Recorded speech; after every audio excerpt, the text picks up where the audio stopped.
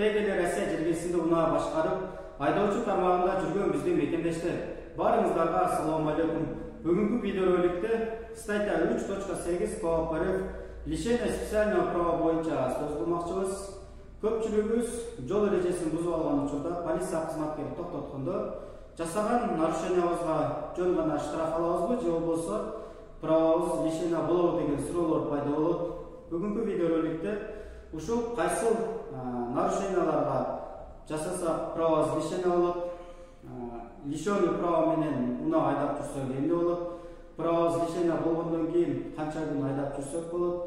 Тең эле ушул лишение правга тиешелүү суроолоруңуздарга бүгүнкү видеороликте толук маалымат аласыздар. Туугандар, дагы бир нерсени видеонун башында айта кетейин. Сакбол KG каналын эгерде биринчи жолу көрүп жатсаңыздар, Сакбол KG каналы Россиядагы айдоочуларыбызга жардам кылуу максатында ачылган. Россиянын мыйзамдары жана жол эрежелери боюнча маалыматтар берилип турат. Видеону көргөндөн кийин эгерде сиздерге жага турган болсо, сөзсүз башка WhatsApp группаларга бөлүшкөнү унутпаңыздар. Сиздерден лайк, подписка, бизден сиздерге керектүү маалымат. Эми статья 3.8 КОАП-де эмнелер айтылган, кайсыл жерлерибиз жакшылап билип алышыбыз керек, ошолор боюнча кыска түшүндүрүп өтсөк. Мисалы, сиз жол эрежесин буздуңуз, ошол боюнча сиздерди полиция токтотту.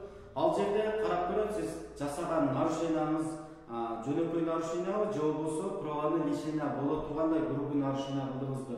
Эгерде жөнөкөй нарушение болсо, мисалы ремень такпай койдуңуз, бул учурда полиция өзү сиздерге ошол жерде сразу постановление түзүп берет. Постановление кайсы статья менен канча сумма акча төлөйсүз, ошолор боюнча толук маалыматтар болот постановлениеде. Эгерде грубый нарушение кылып, праваңыз лишение боло тургандай грубый нарушение кыла турган болсоңуз, бул учурда праваны лишение кылганга полициянын укугу жок. Ошол үчүн сиздерди протокол түзүп, ошол жерде сиз кандай нарушение кылганыңыз боюнча баардыгы протоколго түшүрөт жана видео фиксациядан өткөрөт. Ошол боюнча маалыматты протоколду сотко жөнөтөт. Ошол жерде сот гана сиздин праваңызды лишение кылганга укуктуу. Ушул жерде дагы бир нерсени айта кетейин. Көбүнчөсү Москва шаарындагы полиция кызматкерлери көбүнчөсү биздин мекендештерге протоколго кол койдуруп туруп, андан кийин протоколду бербей койгон күндөр болот. Ошол жерде протоколду окутпай туруп эле кол койдуруп алган учурлар да катталат. Сиздерге бир эскертүү катары айтып кетейин. Протокол толтурулганда, эгерде сотко жөнөтө турган болсо, сөзсүз протоколго көңүл буруңуздар. Ал жерде сот кайсыл күнү, кайсыл саатта, кайсыл жерде болушу боюнча толук маалыматтар ошол протоколдо бар болот. Ошол саатта барышым керек сиз маалымат аласыздар. Андан кийин ошол протоколду сөзсүз полиция кызматкеринен требовать этип алыңыздар. Дагы статья 3.8 КОАП-де айтылгандай эле, праваны эң азы 1 айга, эң көбү 3 жылга чейин праваны лишение кылганга сот укуктуу, сиздин жасаган нарушенияңызга жараша. Айтайлы, сиздерге сот чечим чыгарып, постановление түзүп берди, праваңарды 1,5 жылга лишение кылды жана 30 000 штраф салды. Ошол учурда чечимге эгерде туура эмес чечим чыккан болсо, сөз 10 күн ичинде сиздер обжаловать эткенге укуктуусуздар жана 10 күн ичи унаа айдап жүргөнгө болот. 10 күндөн кийин сөзсүз праваны тапшыруу керек. Эгерде тапшырбай турган болсоңор, сиздерге 1,5 жылга лишение кылган болсо, ошол срок кетпей калат. Тапшырган күндөн баштап эсептелип башталат. Жана эгерде сиздерге 30 000 штраф салса, эгерде штрафты төлөбөй койсоңуздар, 30 000 штраф 60 000 болуп пеня өсүп кетет. Ошол үчүн сөзсүз штрафты өз убактысында төлөңүздөр жана праваны 10 күндөн кийин же болбосо 10 күнгө чейин сөзсүз тапшырууга аракет кылыңыздар. Эгерде лишение болгон права менен 10 күндөн кийин да айдап жүрсөңүздөр, бул учурда сиздерди полиция токтото турган болсо, дагы кошумча 30 000 штраф салат, машинаңарды штраф стоянкага алып кетет, кошумча дагы 15 сутка камап коюшу мүмкүн туугандар. Ошон үчүн лишение болгондон кийин 10 күндөн кийин унаа айдабаңыздар. Эми туугандар, кайсы учурда кайсы нарушениябыз үчүн праваны сотко жөнөтөт, кайсы учурларда лишение болот, ошолор боюнча сиздерге 7 учурду түшүндүрүп кетсем.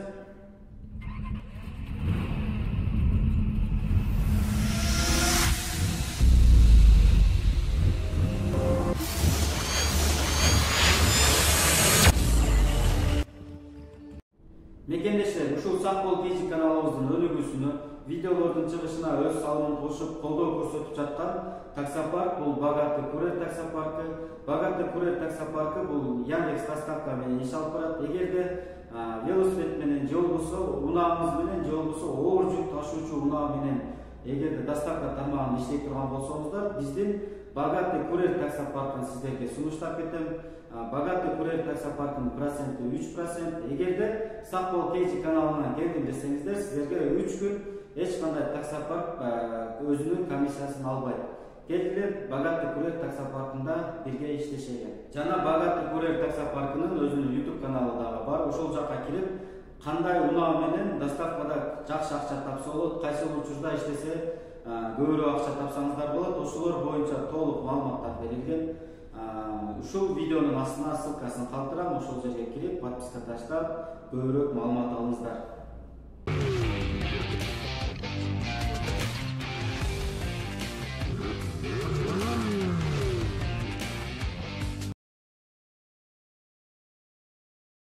Полиция протокол толтуруп, сотко жөнөтүүчү эң чоң грубый нарушениялардын биринчи учурун атап кетсек, бул машинанын номерине байланыштуу.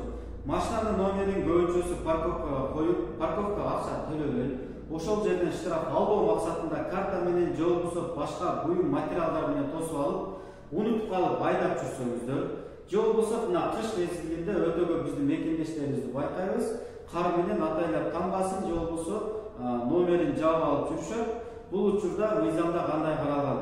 Эгерде чындан эле погодага байланыштуу номериңер кир болуп көрүнбөй калса, полиция ошол боюнча сиздерди токтотсо, сиздерге эскертүү бериши мүмкүн, же болбосо статья 12.2 часть 1 менен 500 рубль штраф жазып берет. Эгерде атайлап номерди кар менен же болбосо башка буюмдар менен тосуп ала турган болсоңор, бул учурда статья 12.2 часть 2 менен сиздерге протокол түзүп сотко жөнөтөт. Сотто 1 айдан 3 айга чейин праваңарды лишение кылышы мүмкүн. Экинчи учур, эгерде номерди алып жүрүп турган болсоңуздар, 6 айдан 1 жылга чейин праваңарды сотто лишение кылышы мүмкүн туугандар. Грубый нарушениялардын экинчи учуру. Эгерде унааңызды ичип алып, же болбосо наркотикалык баңгизат колдонуп, унааңызды башкарып жүрсөңүздөр, ошол учурда сиздерди полиция токтотсо, сиздерге статья 12.8 часть 1 менен протокол түзүлүп, сотко жөнөтүлөт.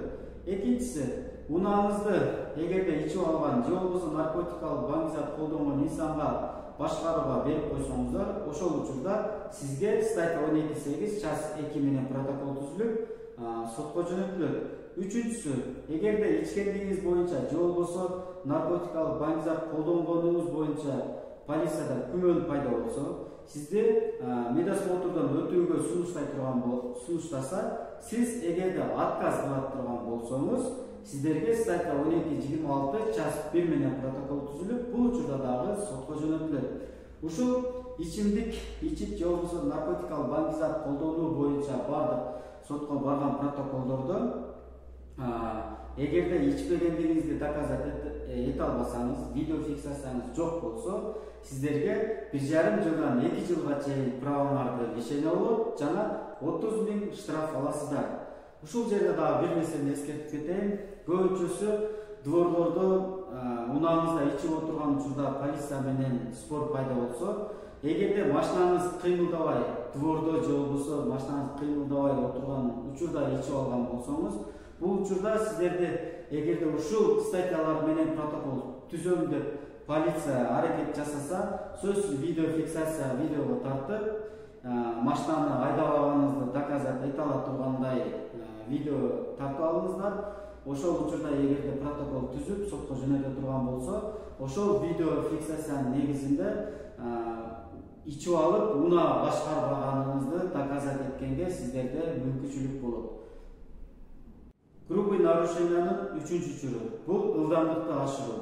Билесиздер, Россия жергесинде 100 знак бар жерде 120га чейин жүрсөк болот. 120дан эгерде 140га чейин ашыра турган болсо 500 рубль штраф алып келгенбиз. Эгерде 100 знак бар жерде 160дан 180ге чейин жүрө турган болсо, радарга түшүп полиция кызматкери токтотсо, сиздерге статья 12.9 час 4 менен протокол түзүлүп сотко жөнөтүлөт. Сотто 4 айдан 6 айга чейин лишение болуп кетишиңиздер мүмкүн. Эгерде 100 деген жерде 180ден андан жогору ылдамдыкты ашыра турган болсоңуздар, статья 12.9 час 5 менен сиздерге протокол түзүлөт. Бул жерде сот сиздердин праваңарды 6 айга лишение кылышы мүмкүн. Ошол үчүн ылдамдыкты көп ашыруу бул грубый нарушение болуп эсептелинет. 4-чү грубый нарушение бул поезд өтүүчү жолдор. Поезд өтүүчү жолдордо шлагбаум же болбосо мигающий светофор болот. Светофор эгерде кызыл жанып турганда, шлагбаум жабык турганда өтүп кете турган болсоңуздар, полиция кызматкери сиздерге статья 12.10 час 1 менен протокол түзүп сотко жөнөтөт. Сотто 3 айдан 6 айга чейин праваңарды лишение кылат. Эгерде 1 жылдын ичинде кайталап повторно өтө турган болсоңор, 1 жыл праваңарды лишение кылат. Грубый нарушениялардын 5-учуру бул светофордун кызылында өтүп кетүү жана эгерде бурулуштарда полиция кызматкери регулировка кылып жатса, ага баш ийбей өтүп кетсеңиздер, бул дагы грубый нарушение болуп эсептелинет. Эгерде 1 жылдын ичинде кызыл светофордун кызылында өтүп кетсеңиздер, регулировщикке баш ийбей өтүп кетсеңиздер, болгону 1000 рубль штраф аласыздар. 1 жылдын ичинде светофордун повторный өтүп кетсеңиздер, кызылда регулировщикке баш ийбей өтсөңүздөр, бул учурда полиция кызматкери сиздерге статья 12.12 час 3 менен протокол түзүлөт жана сотко жөнөтүлөт. Сотто 4 айдан 6 айга чейин праваңарды лишение болуп кетиши мүмкүн туугандар. Грубый нарушениялардын 6-учуру алдыда бара жаткан унааны ашып өтүү максатында обгон кылууга болбой турган жерлерде карама-каршы тилкеге чыгып обгон жасасаңыз, бул грубый нарушение болуп эсептелинет. Жана автобус остановкада адамдарды түшүрүп жатканда автобусту күтүп турбай, карама-каршы тилкеге чыгып автобусту айланып өтүп кете турган болсоңуз, бул дагы грубый нарушение болуп эсептелинет. Бул учурларда эгерде полиция сиздерди көрүп калса, статья 12.15 4-чү час менен сиздерге протокол түзүп сотко жөнөтөт. Сотто 4 айдан 6 айга чейин праваңарды лишение кылып коюшу мүмкүн. Бул нарушениялар грубый нарушение болуп эсептелинет. 7-чи грубый нарушение боюнча айтсак, бул 5-5 знак бар бир багыттуу жолдорго унаабыз менен карама-каршы кирип кете турган болсок, бул грубый нарушение болуп эсептелинет. Эгерде полиция көрүп калса, статья 12.16 час 3 менен бизге протокол түзүп сотко жөнөтөт. Сотто 4 айдан 6 айга чейин правабызды лишение кылып коюшу мүмкүн.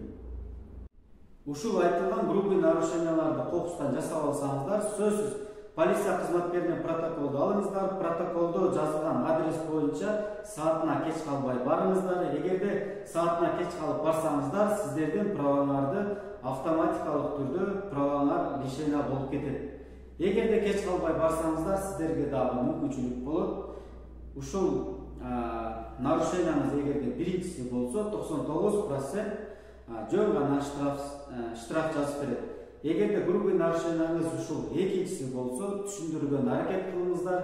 Эгерде түшүнүп калса, жөн гана штраф алышыңыздар мүмкүн. Ал сотко зависит этет. Үчүнчүсү автоматикалык түрдө жасаган нарушенияңызга жараша праваңар лишение болот. Ошол үчүн жол эрежесин бузбаганга аракет кылыңыздар. Мекендештер, биздин Сак Бол КЧ каналына алган маалыматтар эгерде сиздерге пайдалуу болсо, сөзсүз башка WhatsApp группалар менен бөлүшкөндү унутпаңыздар. Сиздерден подписка, лайк, бизден сиздерге керектүү маалымат. Аман болуңуздар.